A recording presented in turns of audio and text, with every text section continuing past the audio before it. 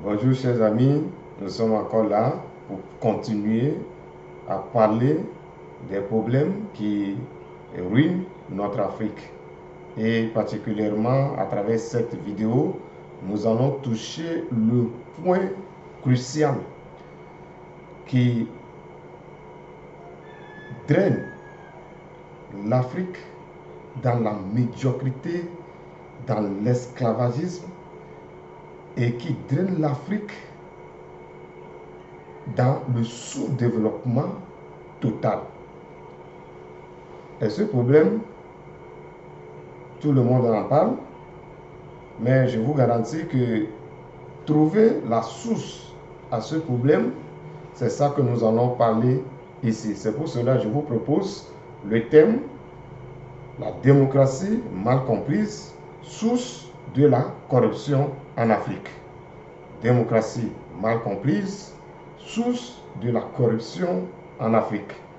Et comme nous le faisons toujours, nous allons prier parce que le Créateur qui donne la sagesse est encore là pour nous donner la sagesse. Et à travers cela, nous allons décortiquer ce point et chercher de trouver des solutions afin que notre Afrique soit libérée.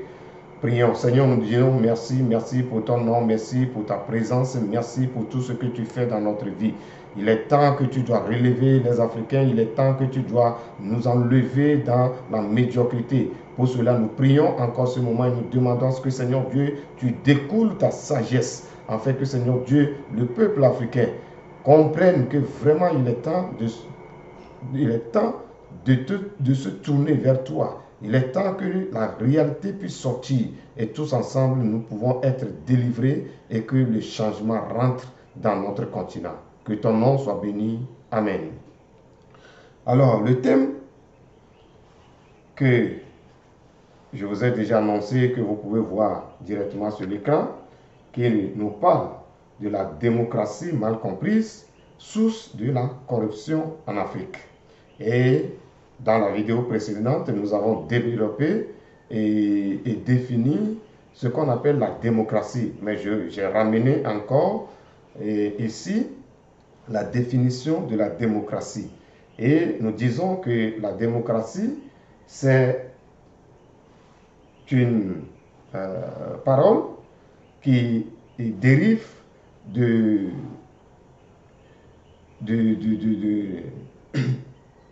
mot grec et qui est composé de deux aspects, donc de deux racines. Et ces deux racines, on peut lui dire le démos, qui veut dire le peuple, et le kratos, qui veut dire le pouvoir. Donc la démocratie, en sorte, c'est le pouvoir du peuple. Et le président des États-Unis, Abraham Lincoln, de 1960 à 1965, avait déclaré que la démocratie, c'est le gouvernement du peuple par le peuple et pour le peuple. Donc, suivant ce principe, la souveraineté appartient donc au peuple, qui choisit ceux qui le gouvernent. Donc, à travers la définition de Abraham Lincoln, nous voyons que le peuple qui pratique la démocratie, cette idéologie qui constitue un paquet de plusieurs choses, de plusieurs idéologies, et que cela, l'Africain doit comprendre cela avant de commencer à appliquer la démocratie, mais on n'a jamais cherché à comprendre même qu'est-ce que c'est que la démocratie et comment l'appliquer. Cette idéologie, il faut être à quel niveau pour pouvoir l'appliquer. On ne veut rien savoir de cela et on commence à appliquer la démocratie. Ok, comme nous appliquons déjà la démocratie, on ne veut pas refuser cela, mais il faut que nous comprenions et avoir le sens des choses avant de pouvoir l'appliquer. Et donc, étant une idéologie qui traite la souveraineté des peuples, et que nous les Africains, nous avons accepté, beaucoup des pays africains, ils ont accepté d'appliquer cette idéologie pour leur régime politique, il faut que le peuple qui choisit les gens, les choisisse selon les critères bien définis. Donc, il faut une connaissance réelle des choses pour pouvoir travailler sur le dossier démocratie. Mais vu que l'idée de ceux qui ont amené la démocratie en Afrique, ce n'est pas pour nous faire profiter réellement de la définition réelle de la démocratie. Donc, ils ont posé un thème politique que nos règnes tournent autour de ce régime politique, mais sans savoir de quoi il s'agit.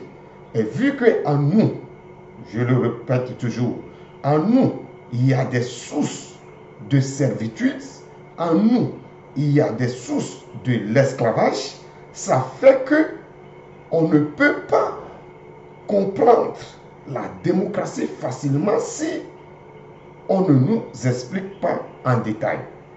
Donc, le peuple africain a saisi la démocratie et il pensait que la démocratie est appliquée seulement aux élus, c'est-à-dire celui qu'eux-mêmes ils ont choisi pour gouverner, c'est lui seul qui peut être un démocrate.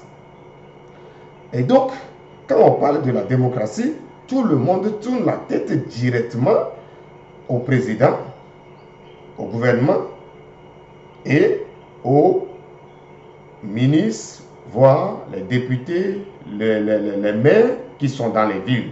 Et donc, tout ce qui ne va pas dans la ville, les gens pensent que c'est le maire qui n'est pas bon.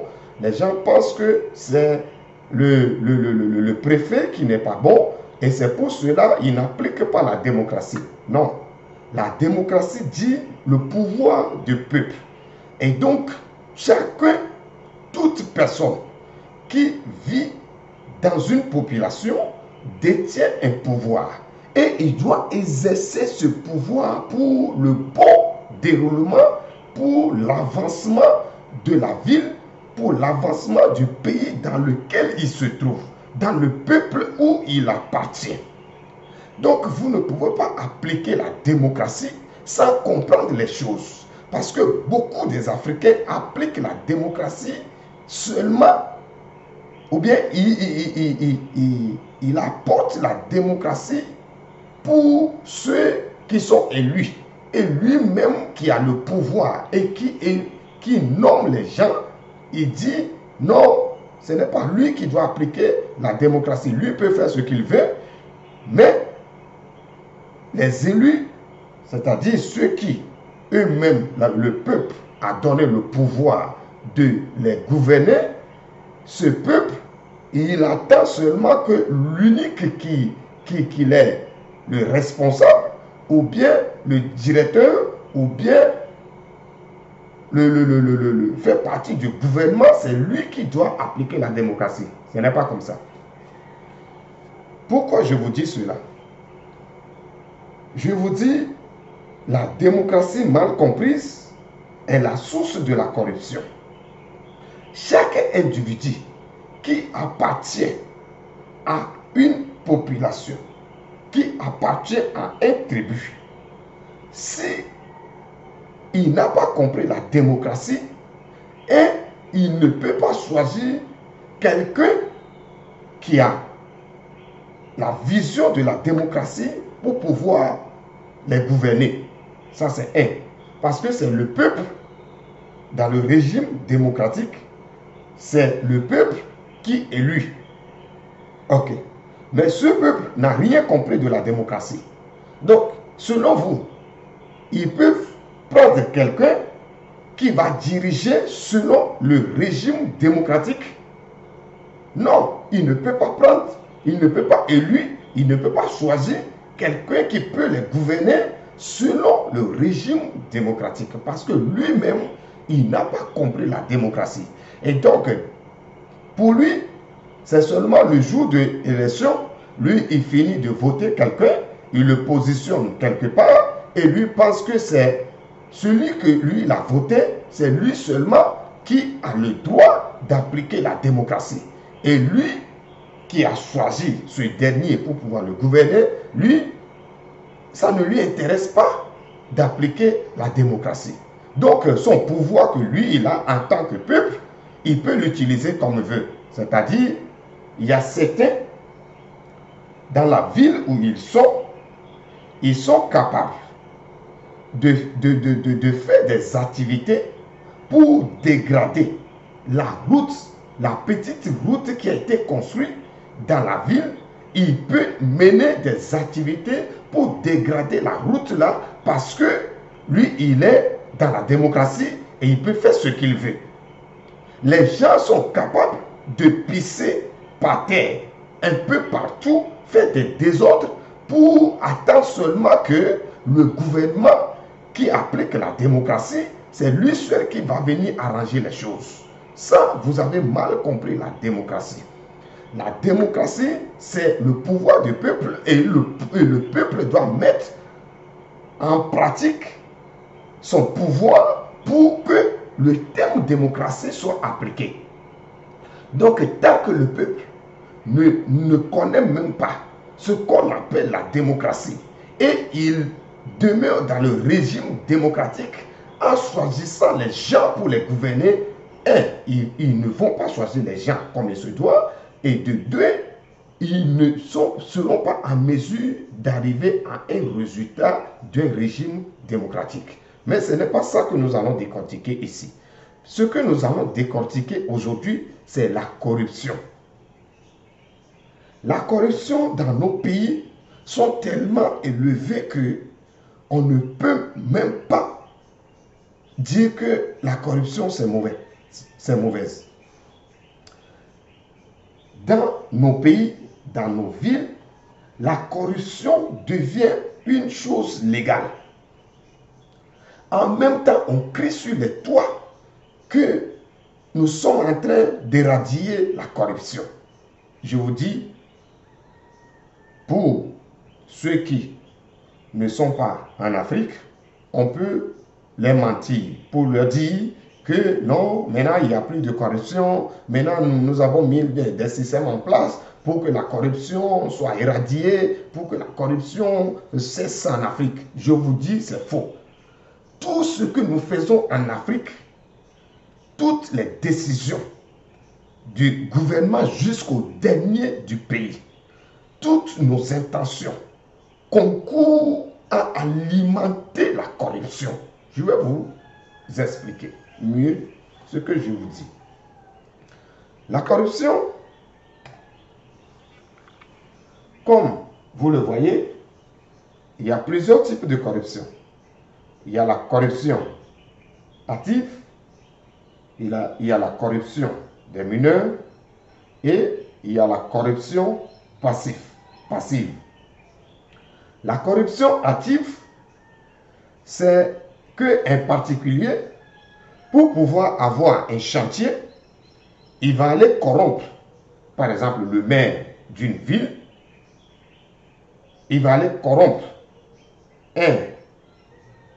une autorité de la ville ou bien du gouvernement pour que ce chantier lui revienne. Au lieu de préparer des fichiers ou bien des documentations qui montrent que tu as la capacité d'exécuter ce chantier, d'exécuter ce travail, d'exécuter ce travail, il va laisser tout parce qu'il n'est même pas en mesure de pouvoir faire le travail. Mais comme il veut gagner le travail là, il va aller corrompre une autorité de la ville, une autorité du pays, pour qu'on lui donne le travail. Et ça, pour nous en Afrique, c'est légal. je vous dis, jusqu'alors, pour les élections municipales, c'est-à-dire le choix des maires, dans certaines villes, c'est le gouvernement même qui choisit une personne, il vient déposer là-bas, bon, vous n'avez rien à dire. Ça, on laisse tomber. Il y a certains pays, dans certains pays, c'est le peuple qui choisit même le maire, les préfets, etc. Et comment le peuple qui est appelé à marcher dans un régime de démocratie où il décide les choses pour l'avancement du peuple, va aller choisir un maire et il le choisit en base de ceci. Écoutez-moi. Il prend une personne et dit, c'est un groupe, il décide de donner l'argent pour soutenir ce dernier et l'argent là, la conséquence de rétribution de l'argent là après, c'est que quand tu vas devenir maire, tout ce qui constitue les grands travaux de la ville, tu dois nous les donner. Et c'est nous qui allons exécuter ce travail ou bien aller chercher les gens pour faire l'appel d'offres. Et donc, tu nous dois, dès que tu deviens maire, tu dois lutter à ce que tous les travaux de la ville nous reviennent. Tout en sachant qu'ils n'ont aucune connaissance dans le domaine des grands chantiers, des grands postes de la ville. Mais pour le fait qu'ils vont corrompre une personne, ils vont donner des dons, ils vont donner des cadeaux pour faciliter et détruire ce qu'on appelle la vérité, le vrai travail, être capable, après l'appel d'offres, se soumettre à une appel d'offres avec des qualités requises pour que le chantier là, on puisse te le donner et tu peux l'exécuter comme il se doit. Ils ne vont pas faire cela. Ils vont chercher tous les moyens pour amener des cadeaux aux maires, pour amener des dons, des facilitations aux maires pour que les chantiers, les grands postes les reviennent. Et après, vous vous plaignez que nos villes n'avancent pas. Vous vous plaignez que les choses ne vont pas et le pays, il n'y a rien qui se bouge dans le pays. Mais comment toi, peuple, qui détient le pouvoir, tu es en train d'utiliser ton pouvoir pour détruire le pays dans lequel tu te trouves? Alors, la corruption, je peux vous les assurer qu'en Afrique, c'est tellement alimenté sur tous les plans. Et c'est ça qui fait que les gens, même ceux qui sont compétents, pour pouvoir exécuter et avoir certains chantiers, pour pouvoir travailler et occuper certains postes dans le pays, ils sont obligés de corrompre les gens, de corrompre les directeurs, de corrompre les députés et les présidents pour avoir les postes. Et donc, on ne parle plus d'être compétent pour pouvoir travailler, mais il y a seulement de corruption sur toutes les formes. Et nous sommes là et on parle sur les médias pour dire non, il y a la corruption, il y a tellement, le pays est corrompu, nos députés, nos ministres, nos présidents sont tous corrompus et on n'arrive pas à manger. Mes amis, comment vous pouvez être jusqu'à ce point dans la médiocrité totale et vous pensez que le pays doit avancer? Alors nous traversons et nous ramenons notre pays, notre continent dans la médiocrité tant que le peuple qui doit travailler pour son continent est en train de le détruire. Le peuple qui doit agir pour amener la liberté, la vérité qui change les choses dans le pays, ce peuple même détruit le pays. Et donc, arrivé à un moment donné, même nos régimes, ils se sont adaptés sur ce système. Tout en criant sur les toits que nous sommes dans un pays démocratique et nous appliquons la démocratie, allez dans les pays étrangers. Dans les pays étrangers et vous allez voir ce qu'on appelle la démocratie. La démocratie, c'est que chacun de nous doit contribuer. La démocratie, c'est que le pouvoir que tu as, tu dois l'exercer de telle manière que ton ami qui est à côté soit libre. La démocratie, ce n'est pas seulement la liberté d'une seule personne. Non, c'est la liberté de tout le monde. Donc, ce que tu dois faire et que ça va empêcher la liberté de ton ami, de ton voisin, tu ne dois pas le faire. Tu ne peux pas prétendre que tu es démocrate et que tu luttes pour la démocratie et tu marches sur tes voisins, tes frères qui sont à côté de toi. Tu ne peux pas continuer à prôner la démocratie tout en sachant que tu marches sur les orphelins, les pauvres et que tu as seul, tu luttes pour corrompre tout le système et avoir tous les chantiers. Et tant que tu n'es pas capable pour travailler et porter de résultats pour ces chantiers, tous les chantiers lancés dans nos pays sont des chantiers que jusqu'à présent n'avancent pas. Parce que toi qui as lutté par la corruption pour pouvoir avoir les chantiers, pour pouvoir occuper des postes ministériels, des postes qui sont dans nos pays, et tu les as occupés par la corruption, c'est évident que tu ne peux pas faire ton travail.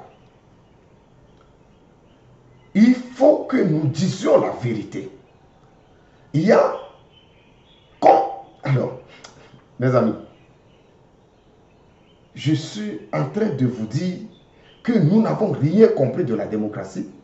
Nous voulons l'appliquer et ça nourrit dans nos cœurs, dans nos vies, ce qu'on appelle la corruption.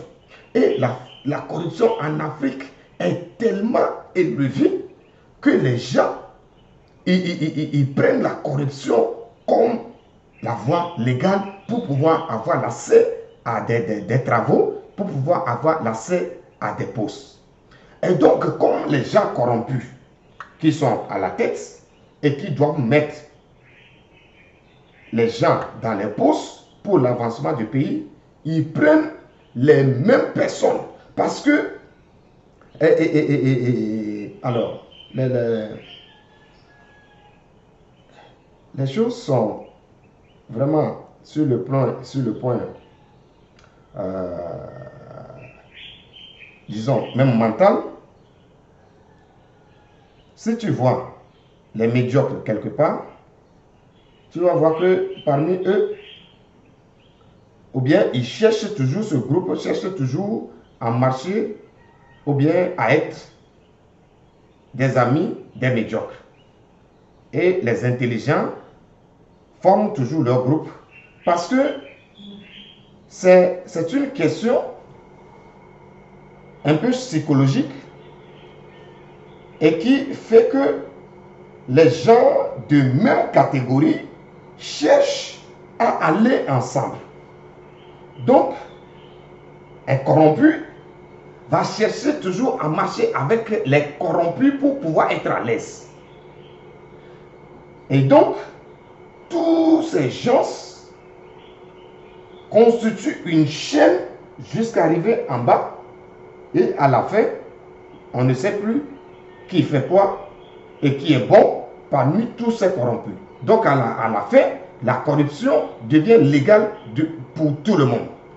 Donc, pour avoir un chantier, par exemple, si toi tu as une entreprise de BTP, ok, une entreprise dans les travaux publics, il faut chercher à corrompre les gens de la mairie, la préfecture, les gens qui sont dans le gouvernement pour pouvoir avoir des chantiers dignes de leur nom. Et donc, tu es compétent ou tu n'es pas compétent, il suffit seulement de les corrompre, de leur donner ou bien de leur proposer le chantier que tu vas me donner, moi je vais vous redonner la moitié de l'argent pour pouvoir faire le chantier là, la moitié de l'argent, je vais vous redonner. Si quelqu'un vous propose quelque chose comme ça, toi qui sais et qui lutte pour l'avancement de ton pays, tu sais que le chantier coûte 1 milliard. Le monsieur te dit, il va te donner la moitié de 2 milliards là, il va te le donner. Selon toi, une personne comme ça peut exécuter le chantier?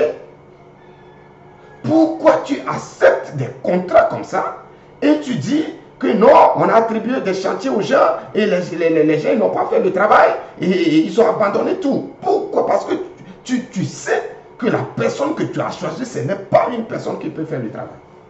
Tu le sais bien avant de donner ces chantiers-là. Et ce n'est pas normal. Et c'est ça qui ruine l'Afrique. Et la corruption, maintenant, est alimentée même par nos gouvernements. Comment?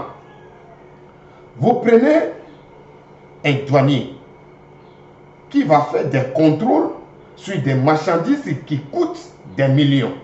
Et vous décidez de le payer à 250 000 francs CFA. Alors que c'est celui-là qui doit faire des rapports sur les marchandises qui rentrent et qui sortent dans le pays qui coûtent des milliards. Selon vous, quand on va proposer à ce dernier même 2 millions pour qu'il dise OK à une marchandise qui va rapporter, par exemple, comme des impôts propres. Il va rapporter en termes d'impôts dans la caisse du pays 50 millions. Mais ce douanier, il sait que quand il va faire ça normalement, les 50 millions vont rentrer dans la poche de l'État et c'est seulement les corrompres qui vont les distribuer. Et donc, lui, il n'aura rien. Selon vous, quand on lui propose par moyens frauduleux, par des moyens frauduleux de telle manière que lui peut signer les papiers et faire sortir cette marchandise dans le pays et avoir 2 millions dans sa poche, sans trace, il va le faire ou bien il ne va pas le faire? Il va le faire parce qu'il est payé à 250 000 francs. Et pour gagner même 2 millions à 3 millions dans sa poche, il faut des années de travail que lui-même, il ne pense même pas avec ce salaire-là. Il peut arriver un jour à avoir cette somme. Donc, quand quelqu'un le propose, bon, monsieur le douanier, je vous comprends, je sais que vraiment, ce marchandise pour payer les taxes réelles, ça peut coûter jusqu'à 25 millions, 50 millions, 100 millions, mais je vous propose 5 millions, vous me faites un papier, comme ça je puisse partir. Et c'est évident que le douanier, pour le fait que vous ne voulez pas le payer correctement, il est obligé d'accepter les choses de corruption et tout ça là, avec le temps, ça devient normal pour lui et il ne travaille pas pour l'État, mais il travaille maintenant pour sa propre poche. Alors, dans nos écoles publiques,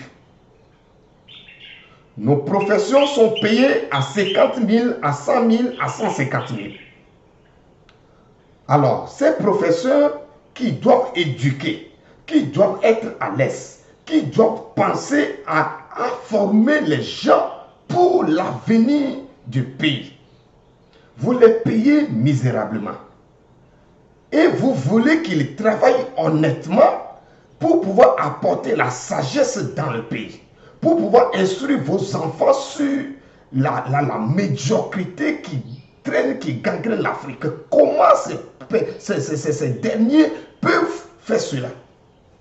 Et donc, un professeur public, parfois, il signe des contrats, même avec les écoles privées, et il vient quelques 2 heures pour pouvoir parler de certaines choses, et pour dire il a fini d'enseigner, et il repart dans les privés pour pouvoir enseigner là-bas. Et là, vous vous dites que non, c'est pas normal, les professeurs, ils ne sont plus corrects. Oui, les professeurs ne sont plus corrects parce que la misère que vous créez en eux, en leur donnant des salaires misérables, ça fait qu'il n'y a plus personne qui est honnête dans nos pays.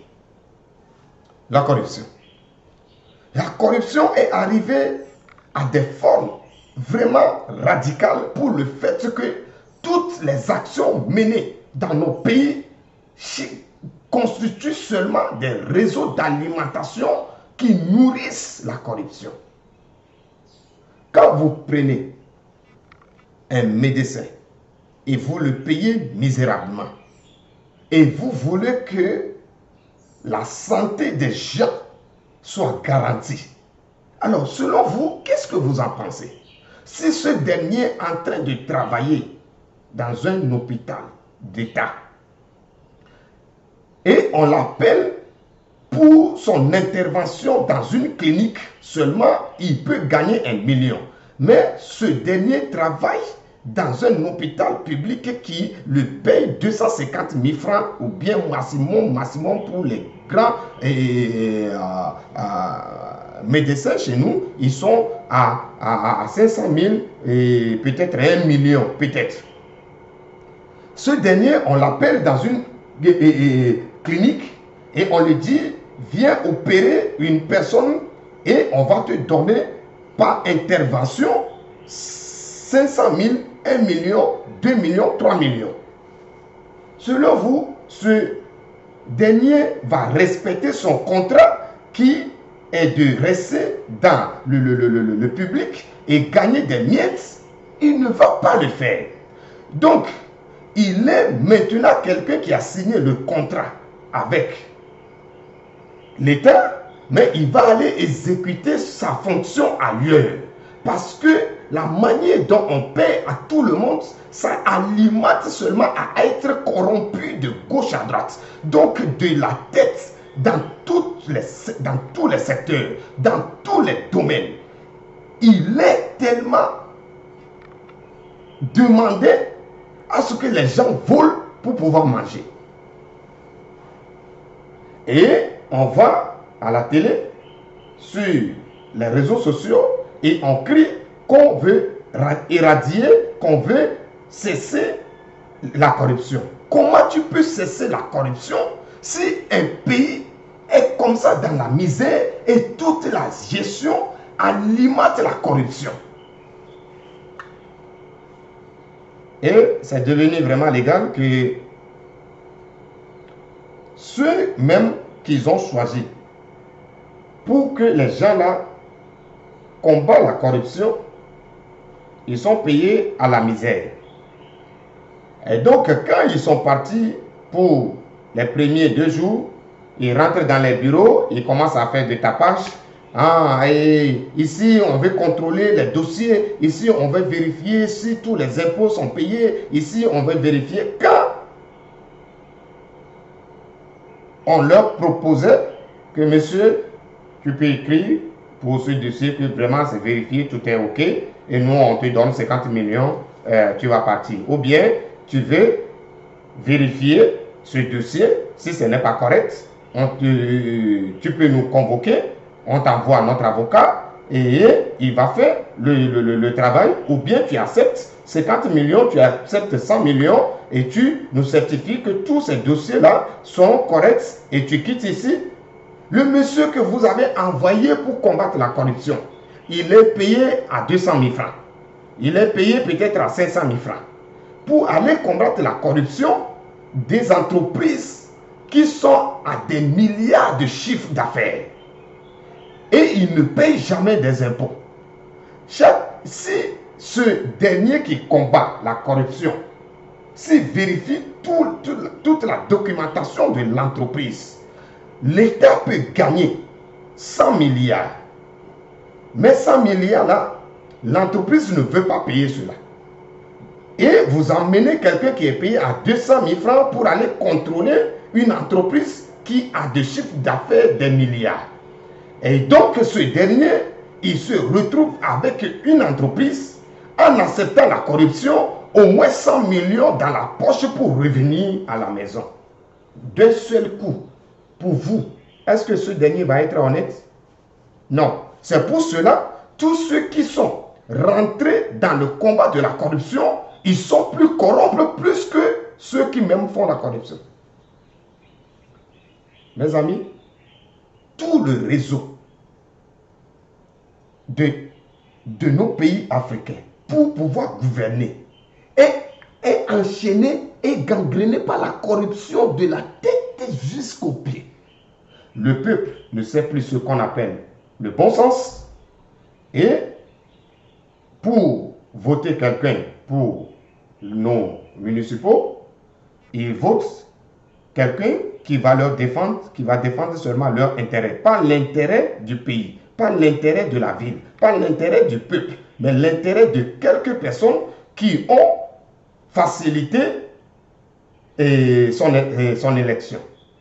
Et donc, il va prendre les travaux publics, il donne aux gens qui n'ont rien à voir avec ces travaux. Il va prendre des postes qu'il va assigner à des gens qui n'ont même pas de compétences, aucune notion. Et tout le gouvernement est aligné par des gens médiocres et des gens qui ont dans leur tête ce qu'on appelle la facilitation, ce qu'on appelle des dons, ce qu'on appelle donner par des voies frauduleuses pour avoir les chantiers, pour occuper les postes. Et en même temps, on veut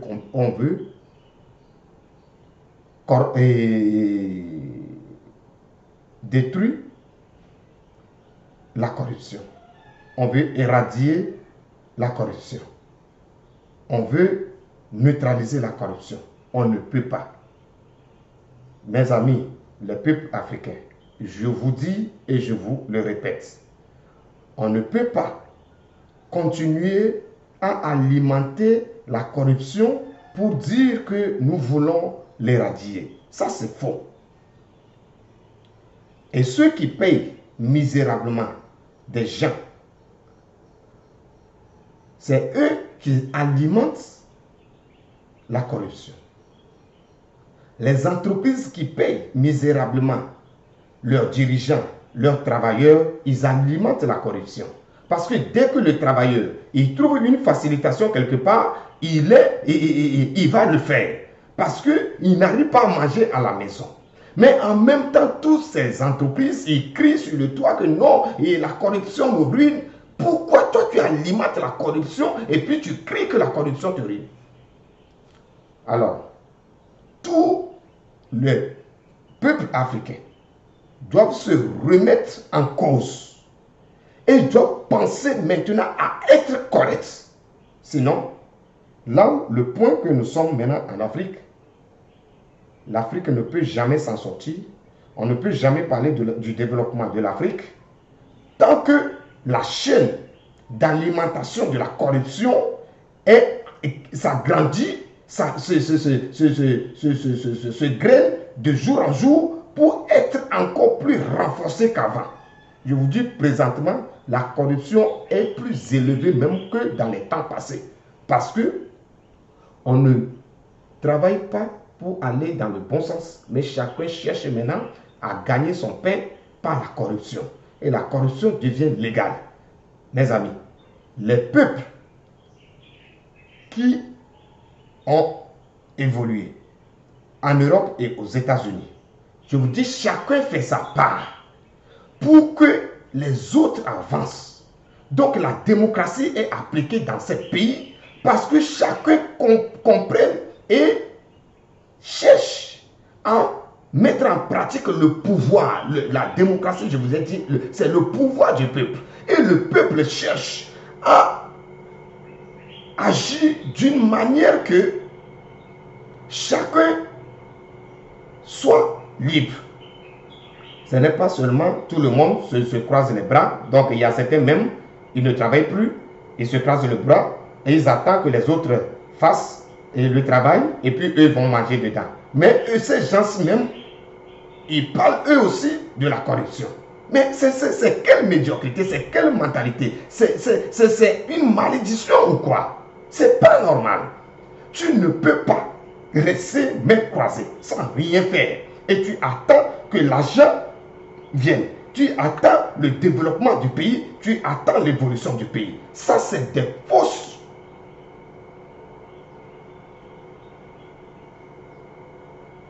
Si quelqu'un vous avait dit qu'en restant attaché à des autorités, tu manges sans travailler, je te dis, tu es le pire, le plus alimentaire de la corruption dans le pays. La corruption est arrivée jusqu'à atteindre complètement nos églises. Alors, tous les gens les catégories des gens que je vous ai cités jusqu'à arriver ici, ce sont des chrétiens. La majeure partie, il y a beaucoup qui sont des chrétiens, qui vont aller alimenter la corruption et puis ils viennent s'asseoir dans les églises. Et certains, ils ont maintenant changé la Bible pour pouvoir gagner leur pain. Ils détournent la parole complètement, ils bafouent le sens de la parole, ils ne savent même pas ce qui est le bon sens. Et ces gens, ce sont des prédicateurs de la parole. Et ils sont là pour alimenter chaque jour la corruption. Et dans leurs églises, ils sont là. Et tout ce qu'ils font, tout ce qu'ils enseignent aux gens, alimente la corruption, mais eux-mêmes, ils ne savent pas. Si toi, pasteur, tu dis aux fidèles, ne travaille pas, viens rester chez moi, on va prier seulement et tu vas avoir l'argent. L'argent là va sortir d'où? Donc, ce dernier qui prie seulement et qui ne veut pas travailler, le jour qu'on l'appelle pour dire, il y a un sou quelque part à distribuer, il ne va même pas demander l'origine de ce sou. Et lui va commencer à crier, Dieu m'a béni, Dieu t'a béni pourquoi? Qu'est-ce que tu as fait pour que Dieu te bénisse? Tu n'as rien fait et tu es là. Et puis le jour qu'il y a l'argent de corruption, tu cours, tu rentres dedans et tu manges jusqu'à tes bras, tes pieds rentrent complètement dans la corruption. Tu reviens et tu enseignes dans des églises qui tu véhicules à travers ta parole la corruption. Mes amis, pour combattre la corruption sous toutes ses formes, les Africains doivent se remettre en cause pour dire vraiment, allons voir les autres, les Européens là, comment ils sont organisés. Si tu ne travailles pas en Europe, tu vas crever. Si tu hasardes, on a mis des pavés sur une route, par exemple en Europe, et toi tu pars parce que tu es démocrate, quoi, tu es libre, tu peux faire ce que tu veux, tu vas enlever un pavé. Tu vas payer ça jusqu'à les derniers sous de ta maison.